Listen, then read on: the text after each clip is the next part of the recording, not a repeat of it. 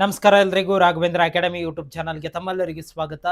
ಇಷ್ಟು ದಿನ ಕಾಯ್ತಾ ಇದ್ದಂತಹ VAO ನೋಟಿಫಿಕೇಶನ್ ಅಂದರೆ ಗ್ರಾಮ ಆಡಳಿತ ಅಧಿಕಾರಿ ನೋಟಿಫಿಕೇಶನ್ನು ಇವತ್ತು ಬಿಡುಗಡೆಯಾಗಿದೆ. ಇವತ್ತಿನಿಂದಾನೇ ಅಪ್ಲಿಕೇಶನ್ಸ್ಗಳು ಸ್ಟಾರ್ಟ್ ಆಗ್ತಾ ಇದ್ದಾವೆ.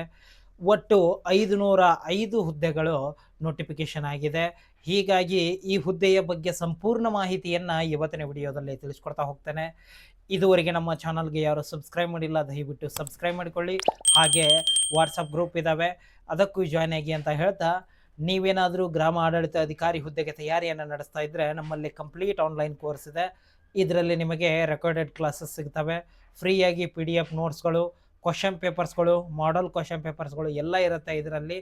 ಈ ಕೋರ್ಸ್ ಏನಾದರೂ ಬೇಕಾದರೆ ಇಲ್ಲಿ ವಾಟ್ಸಪ್ ನಂಬರ್ ಕಾಣ್ತಾ ಇದೆ ನೋಡಿ, ಈ ವಾಟ್ಸಪ್ ನಂಬರ್ಗೆ ಮೆಸೇಜ್ ಮಾಡಿ, ಅಥವಾ ಪ್ಲೇಸ್ಟೋರ್ನಲ್ಲಿ ರಾಘವೇಂದ್ರ ಅಕಾಡೆಮಿ ಅಂತ ಆ್ಯಪ್ ಇದೆ, ಅದನ್ನು ಡೌನ್ಲೋಡ್ ಮಾಡಿಕೊಂಡು ಜಾಯ್ನ್ ಆಗ್ಬೋದು ಕೇವಲ 999 ರೂಪಾಯಿಗೆ. ಮತ್ತು ಒಂದು ಕೂಪನ್ ಕೋಡ್ ಬರುತ್ತೆ ಅಲ್ಲಿ, ಅದನ್ನು ಹಾಕಿದರೆ ಇನ್ನೂ 200 ರೂಪಾಯಿ ಡಿಸ್ಕೌಂಟ್ ಆಗುತ್ತೆ. ಹಾಗೆ ನೀವೇನಾದರೂ ಸೆಲ್ಫ್ ಸ್ಟಡಿ ಮಾಡ್ತಾ ಇದ್ದರೆ ನಿಮ್ಗೆ ಬುಕ್ ಬೇಕು ಅಂದರೆ ನಮ್ಮಲ್ಲಿ ಪೇಪರ್ 1 ಮತ್ತು ಪೇಪರ್ 2 ಎರಡೂ ಸಪ್ರೇಟ್ ನೋಟ್ಸ್ ಇದ್ದಾವೆ. ಎರಡೂ ಬುಕ್ ಸೇರಿ ಕೇವಲ 600 ರೂಪಾಯಿ. ನಿಮ್ಮ ಮನೆಗೆ 3 ರಿಂದ 4 ದಿನದಲ್ಲಿ ಡೆಲಿವರಿ ಮಾಡಿಕೊಡ್ತೀವಿ, ಬೇಕು ಅಂದರೆ ಹೇಳಿ.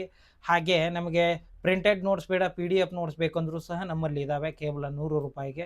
ಇಲ್ಲಿ ವಾಟ್ಸಪ್ ನಂಬರ್ ಕಾಣ್ತಾ ಇದೆ ನೋಡಿ, ಈ ವಾಟ್ಸಪ್ ನಂಬರ್ಗೆ ನಿಮಗೆ ಪ್ರಿಂಟೆಡ್ ನೋಟ್ಸ್ ಬೇಕಾ ಅಥವಾ PDF ನೋಟ್ಸ್ ಬೇಕಾ ಅಂತ ಮೆಸೇಜ್ ಮಾಡಿ ತೆಗೆದುಕೊಳ್ಬೋದು ಅಂತ ಹೇಳ್ತಾ, ಬನ್ನಿ ಇವತ್ತಿನ ವಿಡಿಯೋನ ಶುರು ಮಾಡೋಣ. ಮೊದಲನೆಯದಾಗಿ ಕಂದಾಯ ಇಲಾಖೆಯಿಂದ ಈ ಹುದ್ದೆಗೆ ನೋಟಿಫಿಕೇಶನ್ನ ಬಿಟ್ಟಿದ್ದಾರೆ. ಗ್ರಾಮ ಆಡಳಿತ ಅಧಿಕಾರಿ ಅಂತ, VAO ಅಂತ. ಒಟ್ಟು ಎಷ್ಟು ಹುದ್ದೆಗಳಿಗೆ ನೋಟಿಫಿಕೇಶನ್ ಆಗಿದೆ ಅಂದರೆ 505 ಹುದ್ದೆಗಳು. ನಾನು ಕಳೆದ ವೀಕ್ನಲ್ಲಿ ಒಂದು ವಿಡಿಯೋ ಮಾಡಿ ಹಾಕಿದ್ದೆ, 570 ಪೋಸ್ಟ್ಗಳನ್ನು ಬಿಡ್ತಾರೆ ಅಂತ.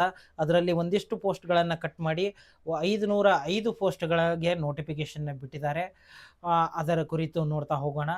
ಇನ್ನು ನೆಕ್ಸ್ಟು, ಈ ಹುದ್ದೆಗೆ ನಾವು ಅರ್ಜಿಯನ್ನು ಸಲ್ಲಿಸಬೇಕು ಅಂದರೆ, VAO ಹುದ್ದೆಗೆ ಅಂದರೆ ವಿಲೇಜ್ ಅಕೌಂಟೆಂಟ್ ಹುದ್ದೆಗೆ ನಾವು ಅರ್ಜಿಯನ್ನು ಸಲ್ಲಿಸಬೇಕು ಅಂದರೆ ನಮ್ಮದು ಜಸ್ಟ್ PUC ಪಾಸ್ ಆಗಿದ್ದರೆ ಸಾಕು, ಸೆಕೆಂಡ್ PUC ಪಾಸ್ ಆಗಿದ್ದರೆ ಸಾಕು, ನಾವು ಅರ್ಜಿಯನ್ನು ಸಲ್ಲಿಸ್ಬೋದು. ಹೌದಾ?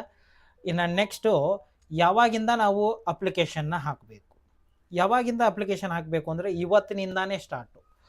11/7/2026 ಇವತ್ತಿನಿಂದ ಅಪ್ಲಿಕೇಶನ್ಸ್ಗಳು ಹಾಕೋಕ್ಕೆ ಅಪ್ಲಿಕೇಶನ್ ಲಿಂಕ್ ಬರುತ್ತೆ. ಇವತ್ತಿಂದನೇ ಆನ್ಲೈನ್ ಅರ್ಜಿಗಳು ಸ್ಟಾರ್ಟ್ ಆಗ್ತವೆ. ಹಾಗೆ ಕೊನೆಯ ದಿನಾಂಕ ಯಾವಾಗಂದರೆ ಇದೇ ತಿಂಗಳು 30ನೇ ತಾರೀಕು, 30/7/2026 ಇದು ಕೊನೆಯ ದಿನಾಂಕ ಆಗಿರುತ್ತೆ. ಇನ್ನು ಶುಲ್ಕವನ್ನು ಪಾವತಿ ಮಾಡಲು ಕೊನೆಯ ದಿನಾಂಕ ಅಂದರೆ ಎಕ್ಸಾಮ್ ಫೀ ಇರುತ್ತೆ ಇದಕ್ಕೆ, ಅದನ್ನು ತುಂಬೋಕೆ ಕೊನೆಯ ದಿನಾಂಕ 31 ಕೊಟ್ಟಿರ್ತಾರೆ. ನೀವೇನು ಮಾಡಿ, ಇವತ್ತು ಅಪ್ಲಿಕೇಶನ್ ಹಾಕಿದರೆ ಇವತ್ತೇ ನಿಮ್ಮದು ಎಕ್ಸಾಮ್ ಫೀನ ತುಂಬಿಡಿ, ಅಂದರೆ ಸರ್ವರ್ ಪ್ರಾಬ್ಲಮ್ ಬರಲ್ಲ. ಇಲ್ಲಾಂದರೆ ಮುಂದೆ ಸರ್ವರ್ ಪ್ರಾಬ್ಲಮ್ ಬರುತ್ತೆ. ಹೀಗಾಗಿ ಇವತ್ತು ಅಪ್ಲಿಕೇಶನ್ ಹಾಕಿದರೆ ಇವತ್ತೇ ತುಂಬಬೇಕಾಗಿರುತ್ತೆ. ಒಟ್ಟು ನಿಮಗೆ ಇನ್ನೂ ಒಂದು 20 ದಿನ ಟೈಮ್ ಇದೆ, ಆರಾಮಾಗಿ ಅಪ್ಲಿಕೇಶನ್ ಹಾಕಿ. ಇನ್ನು ನೆಕ್ಸ್ಟ್ ಬರೋದಾದರೆ ಏಜ್ ಲಿಮಿಟ್ ಎಷ್ಟಿರಬೇಕು? ಏಜ್ ಲಿಮಿಟ್ ಎಷ್ಟಿರಬೇಕು ಅಂತ ಒಂದಿಷ್ಟು ಜನಕ್ಕೆ ಡೌಟ್ ಇರುತ್ತೆ. ಹೀಗಾಗಿ ಅದನ್ನು ನೋಡೋದಾದರೆ ನಿಮಗೆ ಮಿನಿಮಮ್ 18 ವರ್ಷ ಆಗಿರಬೇಕು. ನೀವು VAO ಅಪ್ಲಿಕೇಶನ್ ಹಾಕಬೇಕು ಅಂದರೆ ಮಿನಿಮಮ್ 18 ವರ್ಷ ಆಗಿರಬೇಕು. ಹಾಗೆ ಗರಿಷ್ಠ ಎಷ್ಟಿರಬೇಕಂದ್ರೆ 40 ವರ್ಷ. 40 ವರ್ಷದವರೆಗೂ ಇದ್ದರೂ ನೀವು ಅರ್ಜಿಯನ್ನು ಸಲ್ಲಿಸ್ಬೋದು. ಇಲ್ಲ ಸರ್ ನಾವು 40ಕ್ಕಿಂತ ಹೆಚ್ಚಿದ್ದೀವಿ, ಏಜ್ ನಮಗೆ 40ಕ್ಕಿಂತ ಜಾಸ್ತಿ ಇದೆ ಅಂದರೆ ಅದಕ್ಕೂ ಸಹ ಇದೆ, ವಯೋಮಿತಿ ಸಡಲಿಕೆ ಇದೆ. ಯಾವ ಥರ ಅಂದರೆ ನೀವು 2A 2B 3A 3B ಅಂದರೆ OBC ಕ್ಯಾಂಡಿಡೇಟ್ ಆಗಿರಬೇಕು. ನೀವೇನಾದರೂ OBC ಕ್ಯಾಂಡಿಡೇಟ್ ಇದ್ದರೆ ನಿಮಗೆ ಇನ್ನೂ 3 ವರ್ಷ ಏಜ್ ರಿಲ್ಯಾಕ್ಸೇಷನ್ ಸಿಗುತ್ತೆ. ಎಷ್ಟು ವರ್ಷ? 18 ರಿಂದ 40 ವರ್ಷ ಜನರಲ್ದವರಿಗೆ ಇದು. ಹೌದಾ? ನೀವು OBC ಕ್ಯಾಂಡಿಡೇಟ್ ಆದರೆ ಇನ್ನೂ 3 ವರ್ಷ ಅಂದರೆ 43 ವರ್ಷದವರೆಗೂ ನೀವು ಅರ್ಜಿಯನ್ನು ಸಲ್ಲಿಸ್ಬೋದು.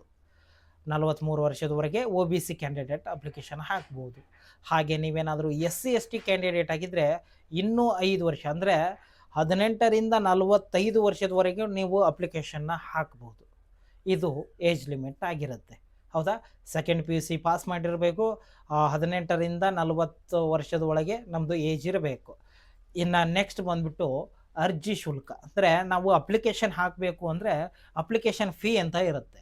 ಇದು ಕಂಪ್ಯೂಟರ್ನವ್ರಿಗೆ ಕೊಡೋದಲ್ಲ, ಯಾವುದು ಗೌರ್ಮೆಂಟಿಗೆ ಹಾಕೋದಿದು. ಅಪ್ಲಿಕೇಶನ್ ಫೀ ಎಷ್ಟಿರುತ್ತೆ ಅಂದರೆ, ನೀವು ಜನರಲ್ ಕ್ಯಾಂಡಿಡೇಟು ಅಥವಾ OBC ಕ್ಯಾಂಡಿಡೇಟ್ ಆಗಿದ್ದರೆ ನಿಮಗೆ 750 ರೂಪಾಯಿ ಫೀ ಇರುತ್ತೆ.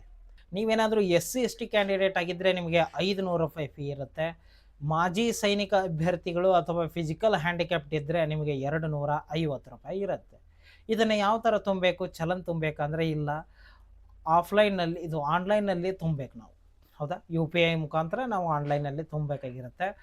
ಜನರಲ್ಲು ಮತ್ತು ಒ ಬಿ ಸಿ ಅವರಿಗೆ 750, ಎಸ್ ಸಿ ಎಸ್ ಟಿ ಕ್ಯಾಂಡಿಡೇಟ್ಗಳಿಗೆ 500, ಮಾಜಿ ಸೈನಿಕ ಹಾಗೂ ಹ್ಯಾಂಡಿಕ್ಯಾಪ್ಟ್ ಅಭ್ಯರ್ಥಿಗಳಿಗೆ 250 ರೂಪಾಯಿ ಫೀ ಇರುತ್ತೆ, ಎಕ್ಸಾಮ್ ಫೀ.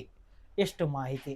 ಇನ್ನು ನೆಕ್ಸ್ಟ್ ಬರೋದು ಯಾವ್ಯಾವ ಜಿಲ್ಲೆಯಲ್ಲಿ ಎಷ್ಟೆಷ್ಟು ಹುದ್ದೆಗಳನ್ನು ಬಿಟ್ಟಿದ್ದಾರೆ, ಅಂದರೆ ನಾವು ಯಾವ ಜಿಲ್ಲೆಗೆ ಹಾಕಬೇಕು ಅನ್ನೋದು ನಿಮಗೆ ಗೊತ್ತಾಗಿರುತ್ತೆ, ಹೌದಲ್ವಾ.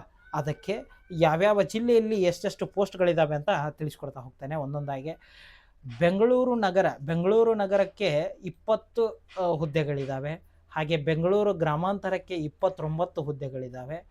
ಚಿತ್ರದುರ್ಗದಲ್ಲಿ 15, ಚಿಕ್ಕಬಳ್ಳಾಪುರ ಜಿಲ್ಲೆಯಲ್ಲಿ 21, ತುಮಕೂರಿನಲ್ಲಿ 50, ಶಿವಮೊಗ್ಗಕ್ಕೆ 18, ಹಾಗೆ ಕೋಲಾರ 22, ಬೆಂಗಳೂರು ದಕ್ಷಿಣಕ್ಕೆ 30, ಮೈಸೂರಿಗೆ 45, ಮಂಡ್ಯ 50, ಹಾಸನ ಜಿಲ್ಲೆಗೆ 35, ಉಡುಪಿ ಜಿಲ್ಲೆಗೆ 10, ಹಾಗೆ ದಕ್ಷಿಣ ಕನ್ನಡ 20, ಚಾಮರಾಜನಗರ 31, ಚಿಕ್ಕಮಗಳೂರು 10, ಬೆಳಗಾವಿ 48, ಬಾಗಲಕೋಟೆ 16, ಗದಗ 14, ಹಾವೇರಿ 15, ಬೀದರ್ 4, ರಾಯಚೂರು ಜಿಲ್ಲೆಗೆ 2 ಪೋಸ್ಟ್ಗಳು.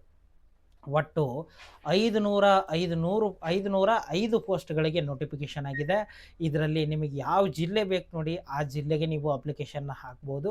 ಒಂದಿಷ್ಟು ಜನ ಏನು ಮಾಡ್ತೀರಾ, ಇದರಲ್ಲೇ ಹೈಯೆಸ್ಟ್ ಪೋಸ್ಟ್ ಯಾವ್ಯಾವ ಇದ್ದಾವೆ ಆ ಹುದ್ದೆಗೆ ಅರ್ಜಿಯನ್ನು ಸಲ್ಲಿಸ್ತಾರೆ. ಫಸ್ಟು ಅಲ್ಲಿಗೆ ಏನಾಗಿಬಿಡುತ್ತೆ, ಕಾಂಪಿಟೇಷನ್ ಜಾಸ್ತಿ ಆಗುತ್ತೆ. ಇವಾಗ ಯಾವುದು ತುಮಕೂರು ಮತ್ತು ಮಂಡ್ಯ, ಮೈಸೂರು, ಇವೆಲ್ಲ ಬೆಳಗಾವಿ, ಇಲ್ಲೇನಿದೆ 50 ಪೋಸ್ಟ್ಗಳಿದ್ದಾವೆ. ಹೀಗಾಗಿ ಈ ಎಲ್ಲ ಜಿಲ್ಲೆಗಳಿಗೆ ಜಾಸ್ತಿ ಅಪ್ಲಿಕೇಶನ್ಸ್ಗಳು ಬರ್ತವೆ. ಹೌದಾ, ನಿಮಗೆ ಯಾವ ಜಿಲ್ಲೆ ಸೂಕ್ತ ಅನಿಸುತ್ತೆ ನೋಡಿ ಆ ಜಿಲ್ಲೆಗೆ ಅಪ್ಲಿಕೇಶನ್ ಹಾಕಿ.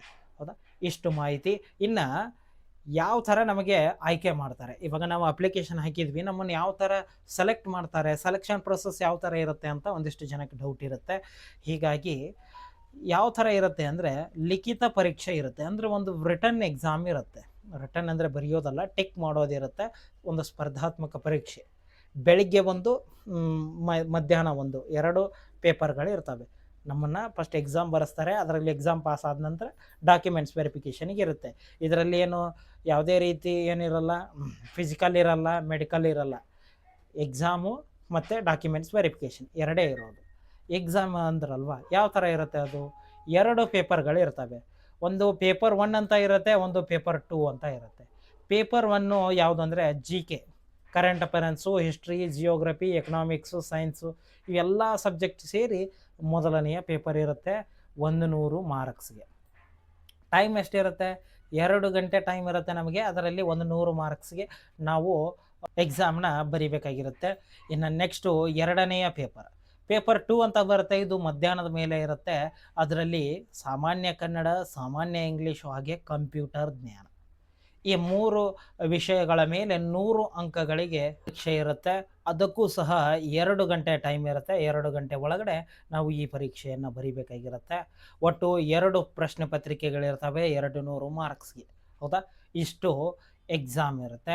ನಾನು ಆಲ್ರೆಡಿ ಸಿಲೆಬಸ್ ವಿಡಿಯೋನ ನಿನ್ನೆನೇ ಅಪ್ಲೋಡ್ ಮಾಡಿದ್ದೀನಿ. ಗ್ರೂಪ್ನಲ್ಲಿದ್ದವರಿಗೆ ಆಲ್ರೆಡಿ ಲಿಂಕ್ ಹಾಕಿದ್ದೀನಿ. ಇಲ್ಲ ಅಂದರೆ ನೀವು ಡೈರೆಕ್ಟಾಗಿ ನೋಡ್ತೀನಿ ಅಂದರೆ ಯೂಟ್ಯೂಬ್ನಲ್ಲಿ ಇದೆ ನೋಡಿ, ವಿಲೇಜ್ ಅಕೌಂಟೆಂಟ್ ಸಿಲೆಬಸ್ ಅಂತ, ಅದನ್ನಾದರೂ ನೋಡಿ. ನಿಮಗೆ ಕಂಪ್ಲೀಟ್ ಸಿಲೆಬಸ್ ಮಾಹಿತಿಯನ್ನು ಕೊಟ್ಟಿದ್ದೀನಿ. ಹೌದಾ, ಈ ವಿಡಿಯೋದಲ್ಲಿ ಇಷ್ಟೇ. ಈ ವಿಡಿಯೋದ ಬಗ್ಗೆ ನಿಮಗೆ ಏನೇ ಡೌಟ್ಸ್ ಇದ್ದರೂ ಸಹ ನನಗೆ ಕಮೆಂಟ್ ಮಾಡಿ, ಹಾಗೆ ವಾಟ್ಸಪ್ಗೆ ಮೆಸೇಜ್ ಮಾಡಿ ಅಂತ ಹೇಳ್ತಾ ಇವತ್ತಿನ ವಿಡಿಯೋನ ಮುಗಿಸ್ತಾ ಇದ್ದೀನಿ. ಧನ್ಯವಾದಗಳು.